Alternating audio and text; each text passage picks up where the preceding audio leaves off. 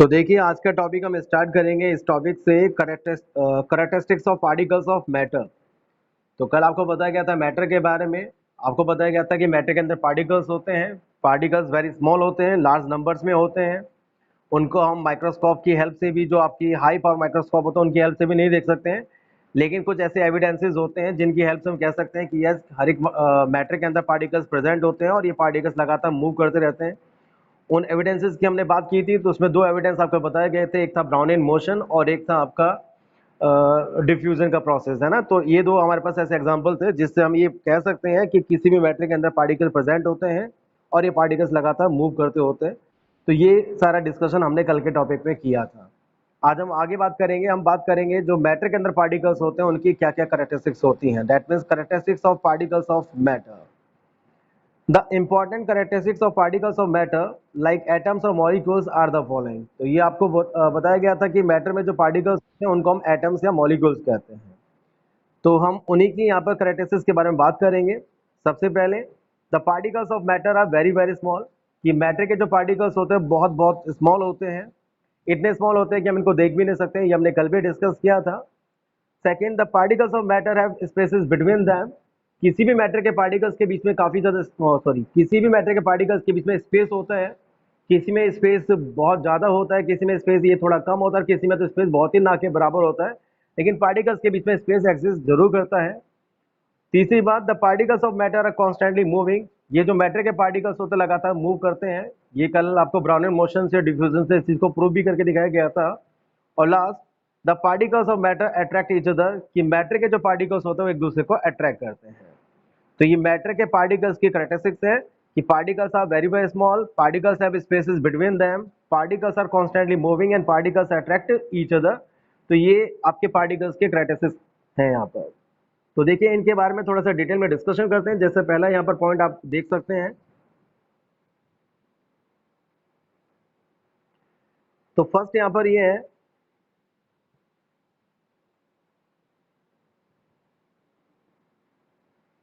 तो first point यहाँ पर ये है, the particles of matter are very small. तो इसको यहाँ पर बताया जा रहा है कि किस तरीके से हम इस चीज को प्रूव कर सकते हैं। The very very small size of particles of matter can be shown by the performing the following experiment by using the potassium permanganate and water. तो कह रहे हैं कि ये प्रूव करने के लिए कि किसी मैटर के पार्टिकल्स बहुत ज्यादा स्मॉल होते हैं, इसको हम इस एक्सपेरिमेंट से प्रूव कर सकते हैं। और इस एक्सपेरिमेंट के लिए हम पोटेशियम परमैंगनेट का और वाटर का यूज करेंगे। ये एक्सपेरिमेंट हमने कल भी डिस्कस किया था, अगर आपने कल की क्लास अटेंड करी हो। Potassium permanganate is a kind of matter. We take 2 or 3 small crystal of potassium permanganate and dissolve it 100 milliliters of water in a beaker.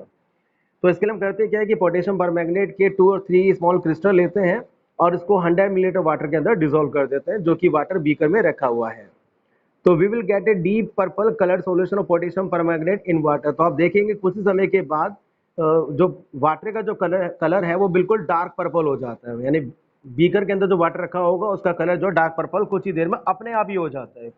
तो कल हमने आपको बताया भी था कि पोटेशियम परमैंगनेट के जो क्रिस्टल्स होते हैं उसके पार्टिकल्स अपने आप ही स्प्लिट हो जाते हैं, पूरे वाटर में स्प्रेड हो जाते हैं। वहां पर हमें स्ट्रिंग भी करने की जरूरत नहीं पड़ती, हमको स्टिर भी करना नहीं पड़ता है, वो अपने आप ही वहां पे मिक्स हो जाते हैं। ठीक है, इसके बाद क्या करते हैं, we will get a deep, जब आपको डीप पर्पल कलर्ड सॉल्यूशन मिल जाता है पोटेशियम परमैंगनेट का वाटर में, तो हम क्या करते हैं इसके बाद, take 10 milliliter of deep purple solution of potassium permanganate from the first beaker and mix with the 90 milliliter of water present in the second beaker। अब हम क्या करते हैं, इस जहां पर ये डार्क कलर का, पर्पल कलर का जो आपको सॉल्यूशन मिल जाता है पोटेशियम परमैंगनेट का और वाटर का, उसमें से 10 मिलीलीटर हम निकाल लेते हैं और एक दूसरे बीकर में जिसमें 90 मिलीलीटर क्लियर वाटर होता है उसमें उसको मिला देते हैं। ठीक है, तो उससे होता है कि जिससे कि वो डाइल्यूट हो जाए। तो due to this dilution the colour of the potassium permanganate in the second beaker becomes bit lighter. तो आप देखेंगे जो सेकंड बीकर में जब इसको डाला जाता है 10 millilitre dark purple coloured potassium permanganate के सॉल्यूशन को, तो दूसरे बीकर के अंदर जो वाटर होता है वो भी पर्पल कलर का हो जाता है, लेकिन उसका जो पर्पल कलर होगा पहले बीकर के कंपेयर में थोड़ा सा कम होगा। और इस तरीके से इस प्रोसेस को हम लगातार रिपीट करते जाते हैं। तो हम देखेंगे करीब 5 to 6 टाइम जब इस तरीके से हम कर लेते हैं तो वाटर का कलर लगातार पर्पल होता चला जाता है। जितने भी बीकर में वाटर लेते हैं और उसमें फिर आप उस पहले वाले बीकर के सॉल्यूशन को मिला देते हैं तो इससे वाटर का कलर लगातार पर्पल बनता चला जाता है। बस ये फर्क पड़ता है कि वो लगातार जो पर्पल कलर है वो आपका थोड़ा सा लाइट होता जाता है, हल्का होता जाता है, लेकिन इस तरीके से बहुत सारे हम वाटर को जो बीकर में प्रेजेंट होता है उसको हम पर्पल कलर का बना सकते हैं। तो इस एक्सपेरिमेंट से यहाँ पर ये पता चलता है कि सिर्फ यहाँ पे 2 और 3 हमने छोटे क्रिस्टल लिए थे पोटेशियम परमैंगनेट से, जिससे जो इतने सारे वाटर के वॉल्यूम को हमने पर्पल कलर कर दिया। तो इस ऑब्जर्वेशन से हम ये बात कंक्लूड करते हैं that each potassium permanganate particle must be the made of the millions of particles which keep on spreading and imparting the color to the more and more of the water। ठीक है, तो इसका मतलब ये है कि ये जो आपके क्रिस्टल हमने यूज किए थे पोटेशियम परमैंगनेट के, उसमें बहुत सारे जो पार्टिकल्स थे वो प्रेजेंट थे, लगभग मिलियंस नंबर्स में पार्टिकल प्रेजेंट थे, जिसकी वजह से इतने सारे वाटर का वॉल्यूम वहां पे पर्पल कलर का हो गया, जिसकी वजह से बहुत सारे वाटर का जो वॉल्यूम था उससे पर्पल कलर का हो गया था। तो ये प्रूव करता है कि अब जब छोटे से क्रिस्टल में इतने सारे पार्टिकल जब प्रेजेंट हो सकते हैं, यानी एक छोटे से क्रिस्टल में जब मिलियंस ऑफ पार्टिकल प्रेजेंट हो सकते हैं, तो इससे पता लगता है कि वो पार्टिकल का साइज कितना छोटा होगा। और ये चीज़ मैं बताने के लिए सफिशिएंट है कि जब इतने सारे पार्टिकल जब एक क्रिस्टल में प्रेजेंट है तो वो पार्टिकल वेरी स्मॉल होंगे, और इतने स्मॉल होंगे कि हम इनको देख नहीं सकते हैं। तो ये कल हमने आपको रेन ड्रॉप में भी बताया था कि एक रेन ड्रॉप में करीब 10⁻21 जो है वाटर के मॉलिक्यूल्स प्रेजेंट होते हैं। तो अब ये मॉलिक्यूल्स आपको दिखाई तो देते नहीं है, तो इससे भी पता चल जाता है कि भाई ये मॉलिक्यूल्स, ये पार्टिकल इतने छोटे होते हैं कि इनको देखा नहीं जा सकता है। तो ये जो एक्टिविटीज हैं वो इस चीज को प्रूव करती हैं कि जो पार्टिकल्स होते हैं वो साइज में बहुत बहुत छोटे होते हैं। एक मिनट जरा मैं स्क्रीन को थोड़ा रीशेयर कर रहा हूँ, कुछ स्टूडेंट कह रहे हैं कि उनको स्क्रीन नजर नहीं आ रही है, तो मैं थोड़ा सा उसको रीशेयर कर देता हूँ।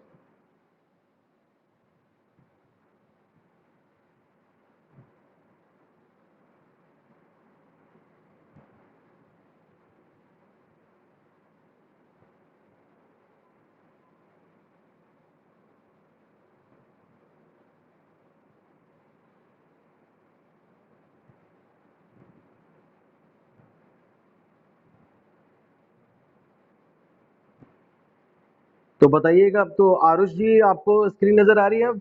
मिस्टर आरुष, अगर आप मुझे सुन पा रहे हैं तो आप यस और नो में बताइएगा कि आपको स्क्रीन अब शो हो रही है या नहीं हो रही है।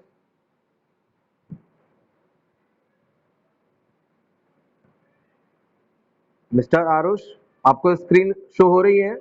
यस और नो में आंसर करो।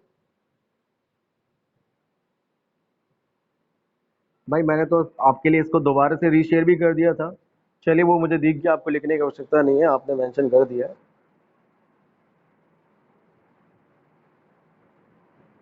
इसको एक बार और मैं चेक कर लेता हूँ, ठीक है? इतना ही कर सकते हैं हम।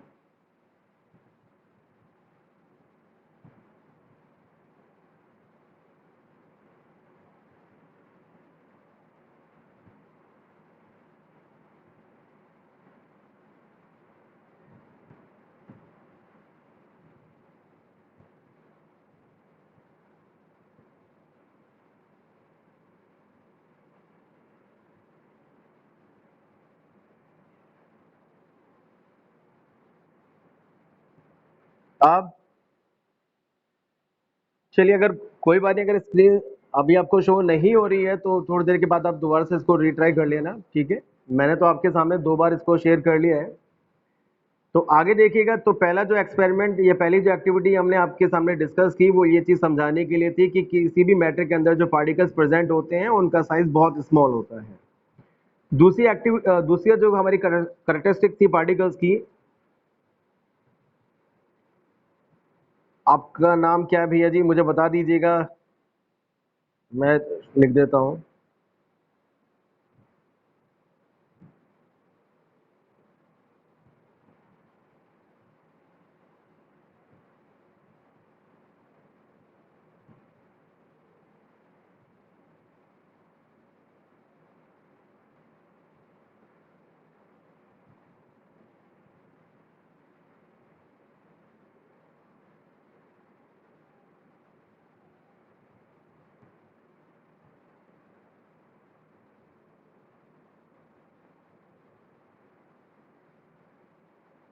ठीक है, अब आपको एक्चुअल में ये जो नेम है ना वो आपको खुद चेंज करने होते हैं। जब आप मीटिंग ज्वाइन करते हैं तो उसमें लिखा हुआ आता है कि आप किस नाम के साथ जो है मीटिंग में एंटर करना चाहेंगे, तो वहां पर अपने नाम को आप चेंज कर सकते हैं। चलिए कोई बात नहीं, फिलहाल मैंने चेंज कर दिया है, तो देखिएगा इसके बाद। तो हम बात करेंगे सेकंड।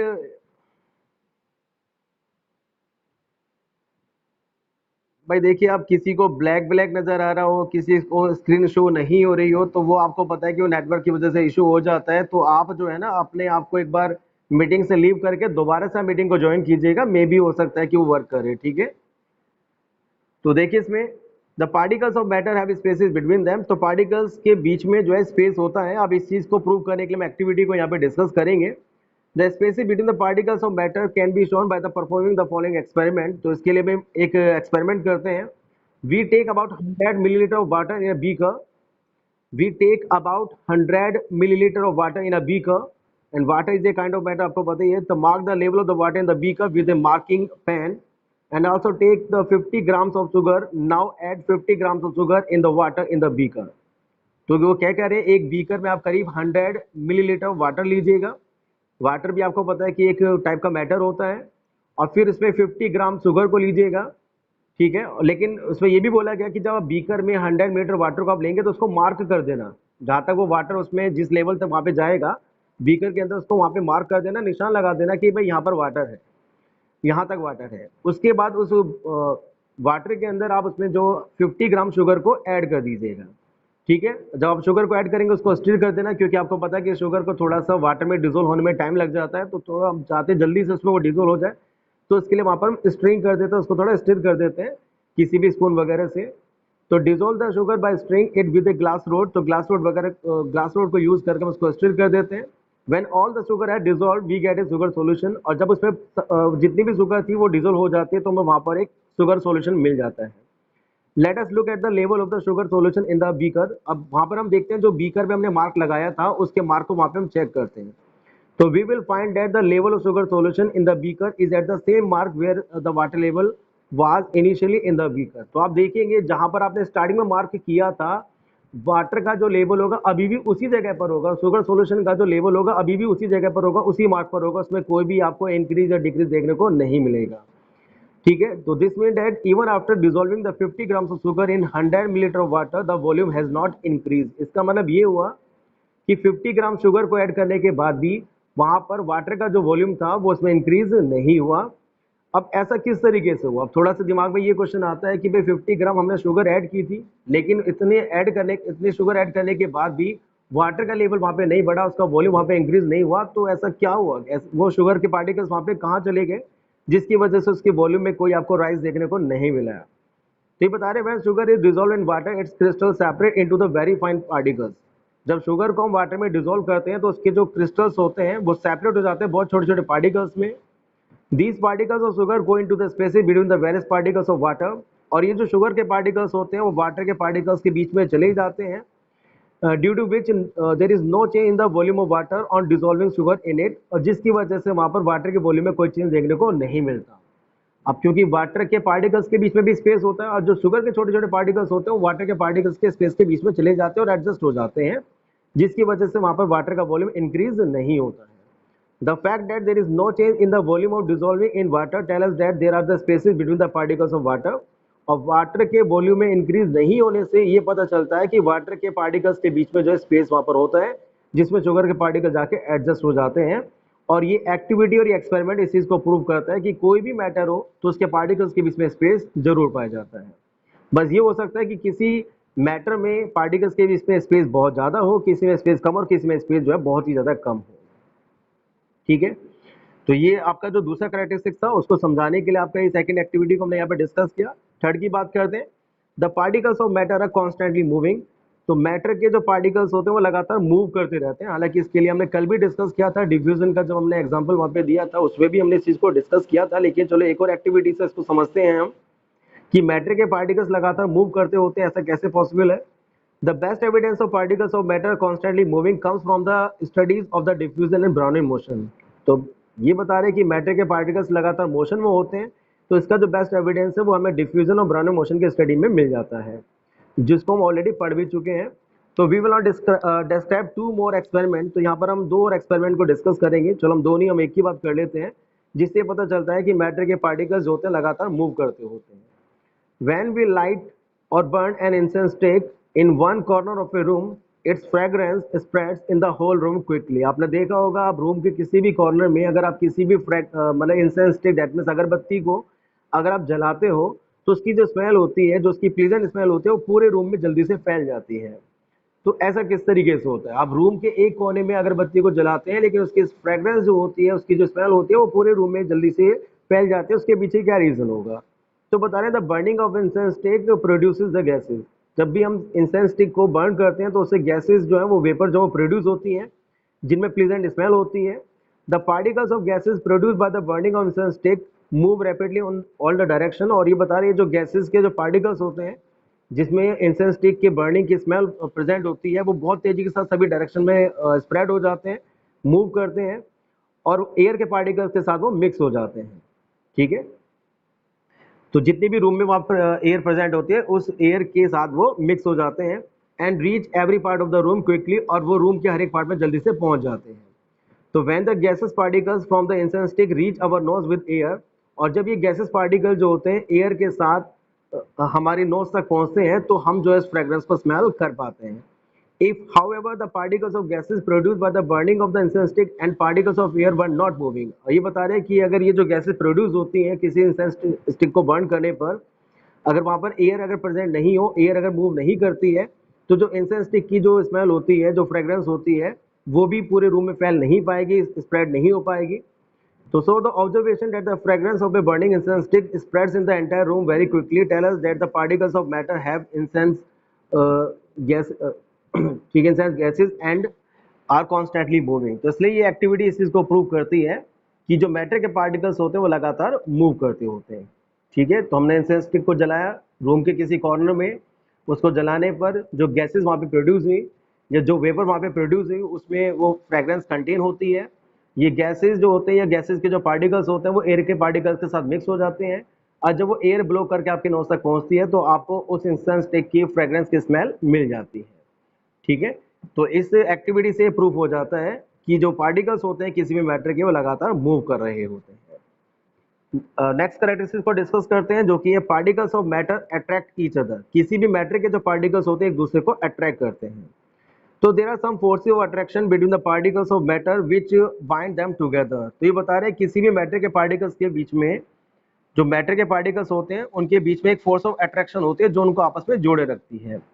ठीक है, the force of attraction between the particles of the same substance is known as the cohesion. और ये बता रहे हैं ये जो फोर्स ऑफ अट्रैक्शन होती है जो मैटर के अंदर पार्टिकल्स को जोड़े रखते हैं, उसको कोहेशन फोर्स बोला जाता है। ठीक है, तो ये बता रहे हैं कि कोई भी मैटर हो, चाहे वो सॉलिड हो, लिक्विड हो, गैस हो, सभी के अंदर जो पार्टिकल्स होते हैं उन पार्टिकल्स को एक फोर्स आपस में बांधे रखती है। The force of attraction is different in the particles of different kind of matter. भाई ये हो सकता है कि ये जो अट्रैक्शन फोर्स होती है वो अलग अलग काइंड के मैटर में अलग अलग हो सकती है, डिफरेंट काइंड ऑफ मैटर में डिफरेंट हो सकती है। तो एक एग्जाम्पल को लेकर यहाँ पे समझाया गया, वो किस तरीके से, if we take a piece of chalk, a cube of ice and an iron nail and beat them with a hammer, we will find that it is very easy to break the piece of chalk into the smaller particles. It requires more force to break a cube of ice, whereas iron nail does not break at all even with a large force.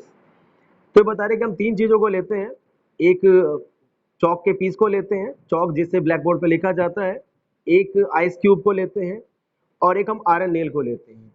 तीनों को हम hammer करते हैं, that means तीनों पर हम hammer से strike करते हैं, हथौड़े से स्ट्राइक करते हैं।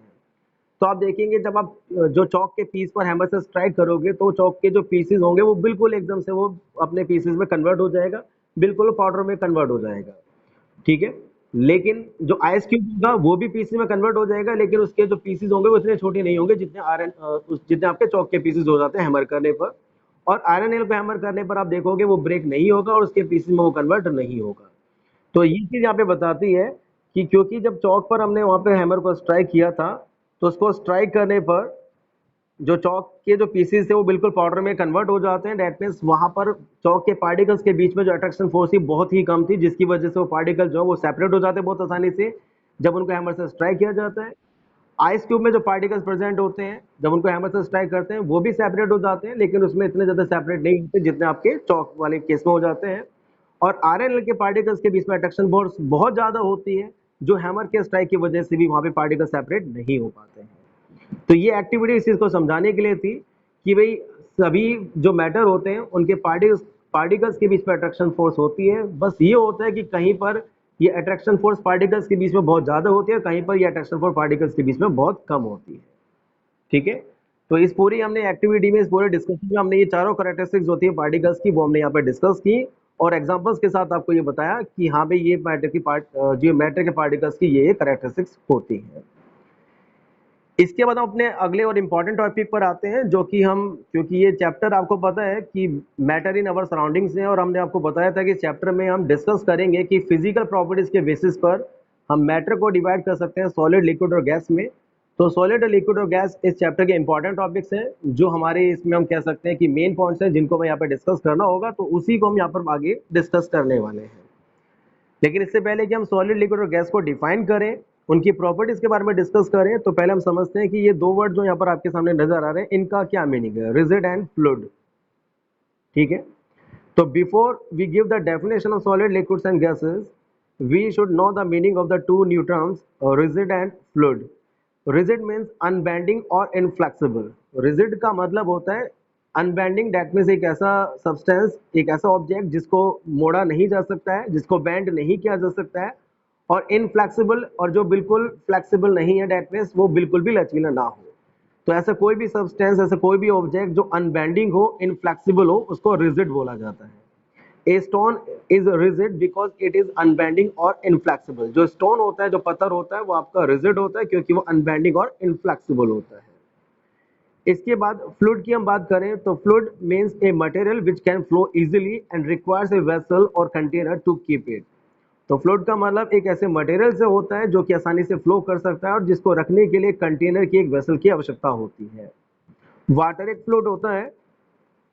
तो हमने यहाँ पर भैया बात करें रिजिड की और फ्लूइड की, और आपको बताया गया रिजिड का मतलब होता है एक ऐसा सब्सटेंस, एक ऐसा ऑब्जेक्ट जो अनबेंडिंग और इनफ्लेक्सिबल हो। जैसे कि जो स्टोन है वो आपका रिजिड है क्योंकि वो अनबेंडिंग और इनफ्लेक्सिबल होता है। इसके बाद हम बात करें फ्लूइड के बारे में, तो फ्लूइड का मतलब एक ऐसे मटेरियल से है जो आसानी से फ्लो कर सकता है और जिसको रखने के लिए कंटेनर की आवश्यकता होती है। बिना कंटेनर के आप उसको कीप नहीं कर सकते, आप उसको रख नहीं सकते हैं। तो वाटर एक फ्लूइड है क्योंकि वाटर को रखने के लिए हमें कंटेनर की आवश्यकता होती है, क्योंकि अगर आप वाटर को किसी भी सरफेस पर अगर आप गिरा देते हो, छोड़ देते हो, तो वाटर वहां से फ्लो कर जाता है। मिल्क जो है वो भी आपका एक फ्लूइड है, क्योंकि वो भी जब भी किसी सरफेस पर रखा जाएगा तो वहां पर वो रुकेगा नहीं, उस सरफेस से वो फ्लो कर जाएगा। ठीक है, अब आते हैं हम इन तीनों की डेफिनेशन पर। सॉलिड, लिक्विड और गैसेस के बारे में हम बात करते हैं। तो पहले हम बात करते हैं सॉलिड के डेफिनेशन के बारे में। A solid is a rigid form of matter. Due to their rigidity, solids have tendency to maintain their shape when subjected to the outside force. तो बता रहे हैं यहाँ पर कि जो सॉलिड होते हैं वो मैटर की रिजिड फॉर्म होती है। ठीक है, मैटर की जो रिजिड फॉर्म है, डेट मीन्स ऐसी फॉर्म,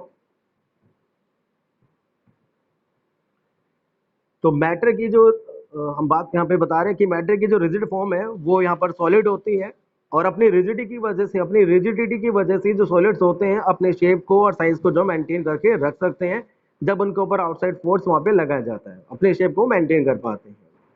तो thus the main identifying characteristic of solid is their rigidity. इसलिए हम कह सकते हैं किसी भी सॉलिड की जो मेन आइडेंटिफाइंग जो कैरेक्टरिस्टिक होती है वो उसकी रिजिडिटी होती है।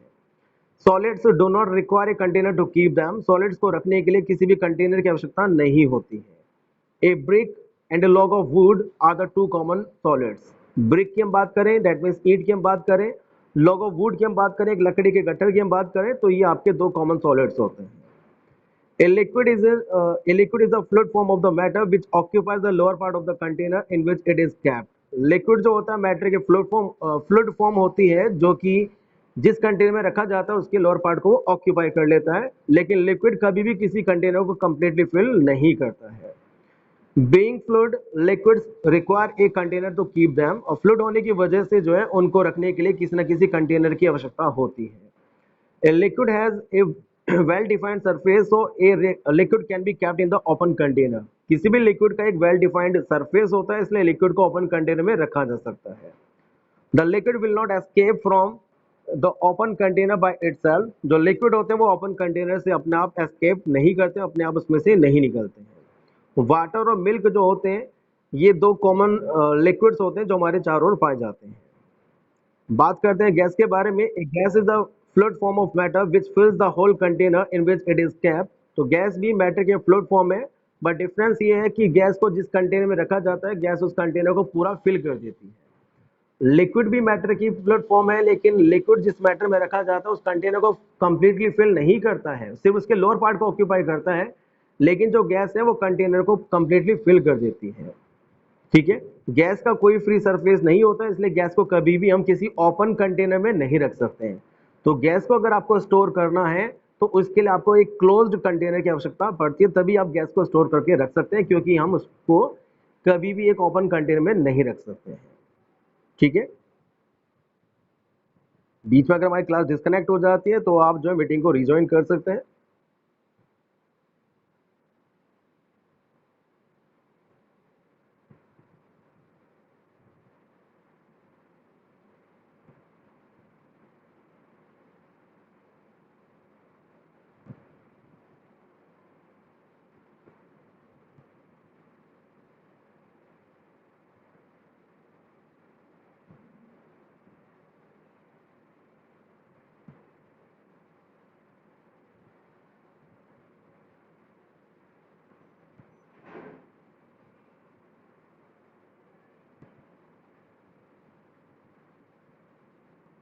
एक मिनट, जरा मैं डॉक्यूमेंट को शेयर कर रहा था।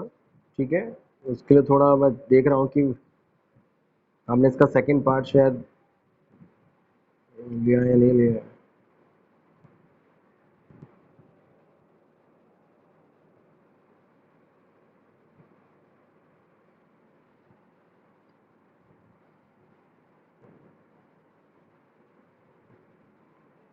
देखिए, शायद इसके आगे का जो शायद वो बुक का जो हम कह सकते हैं कि बुक का स्कैन पोर्शन हमने शायद नहीं ले रखा है आगे का।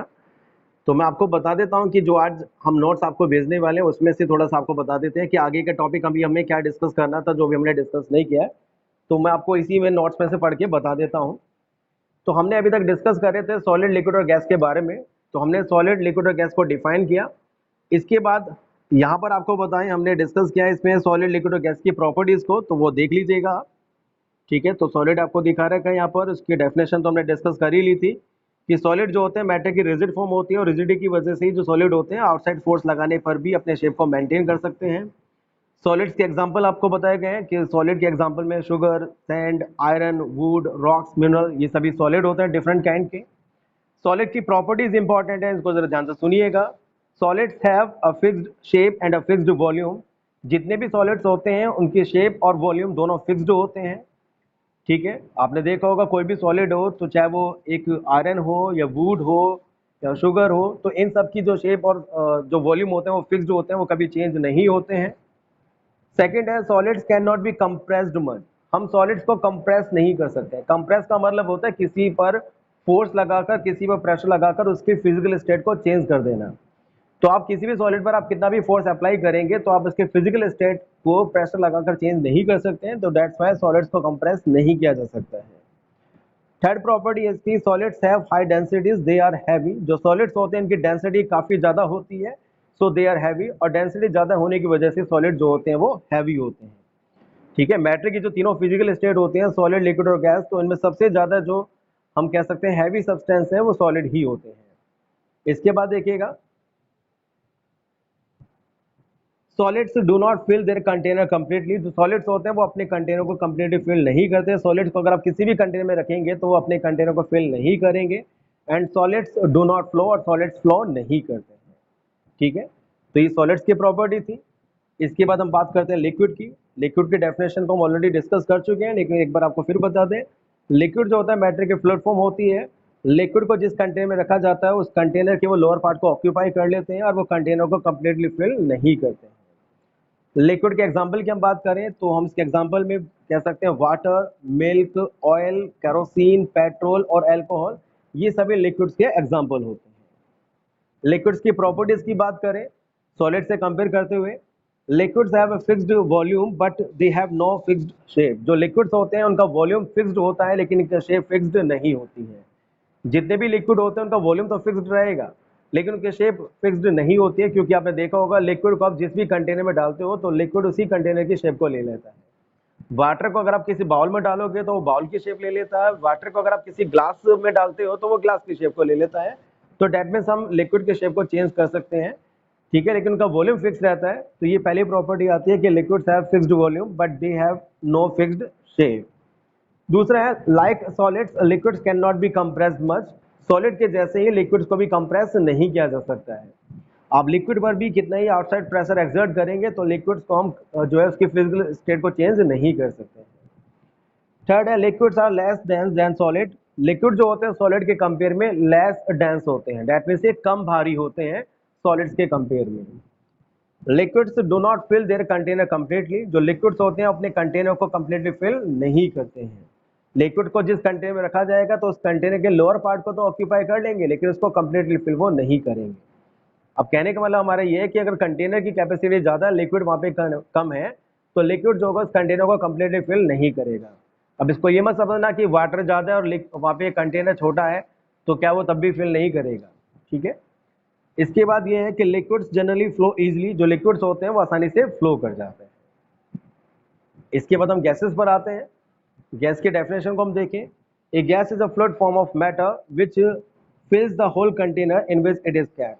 तो जो गैस है मैटर के फ्लूइड फॉर्म ही है और गैस को जिस कंटेनर में रखा जाता है गैस उस कंटेनर को कंप्लीटली फिल कर देती है। गैस के हम एग्जांपल की बात करें तो यहाँ पर हम कह सकते हैं air, oxygen, hydrogen, carbon dioxide and steam, ये सभी आपके गैसेस के एग्जांपल होंगे। गैसेस की प्रॉपर्टीज की बात करें सॉलिड और लिक्विड के साथ कंपेयर करते हुए तो gases have neither a fixed shape nor a fixed volume, gases के ना तो शेप फिक्स्ड होती है ना ही इनका वॉल्यूम फिक्स्ड होता है। ठीक है, गैसेस क्योंकि जिस कंटेनर में रखी जाती है उसी कंटेनर की शेप ले लेती हैं और गैसेस क्योंकि कंटेनर को पूरा फिल भी कर देती हैं तो इसी वजह से गैसेस का ना तो वॉल्यूम फिक्स होता है और ना ही इनका शेप फिक्स्ड होती है। इसके बाद है gases can be compressed easily, gases को आसानी से कंप्रेस किया जा सकता है। तो ये सॉलिड लिक्विड के जैसे नहीं है, गैसेस को हम आसानी से कंप्रेस कर सकते हैं क्योंकि गैसेस के अंदर जो पार्टिकल्स होते हैं उनके बीच में काफ़ी स्पेस होता है और स्पेस ज़्यादा होने की वजह से हम उनको आसानी से कंप्रेस कर सकते हैं और उसके फिजिकल स्टेट को चेंज कर सकते हैं। Gases have very low densities, they are very very light, gases की डेंसिटी काफ़ी ज़्यादा लो होती है और ये काफ़ी ज़्यादा हल्के होते हैं। इसके बाद gases fill their container completely, gases जो होते हैं अपने कंटेनर को कंप्लीटली फिल कर देते हैं। गैसेस को जिस भी कंटेनर में रखा जाता है गैस उस कंटेनर को कंप्लीटली फिल कर देती है and gases flow easily, gases आसानी से फ्लो भी कर जाती है। ठीक है, तो ये हमारे इंपॉर्टेंट टॉपिक था यहाँ पर जो हमने अभी डिस्कस किया, सॉलिड, लिक्विड और गैसेस की डेफिनेशन, उनके एग्जांपल्स और उनकी प्रॉपर्टीज। तो ये आपको अच्छी तरीके से आने चाहिए। तो आज के टॉपिक में हमें सिर्फ यही डिस्कस करना था। सबसे पहले हमने यहाँ पे बात की जो आपके मैटर के पार्टिकल्स होते हैं उनकी क्या क्या कैरेक्टरिस्टिक्स होती हैं, एग्जाम्पल्स की हेल्प से, एक्टिविटी की हेल्प से आपको उन कैरेक्टरिस्टिक्स को प्रूव करके बताया गया। उसके बाद हमने यहाँ पे सॉलिड और पहले हमने रिजिड और फ्लूइड के बारे में पढ़ा कि ये रिजिड और फ्लूइड का क्या मतलब होता है। फिर सॉलिड, लिक्विड और गैस की हमने डेफिनेशन यहाँ पे डिस्कस करी और देन उसके बाद हमने उनकी प्रॉपर्टीज को यहाँ पर डिस्कस किया है। ठीक है।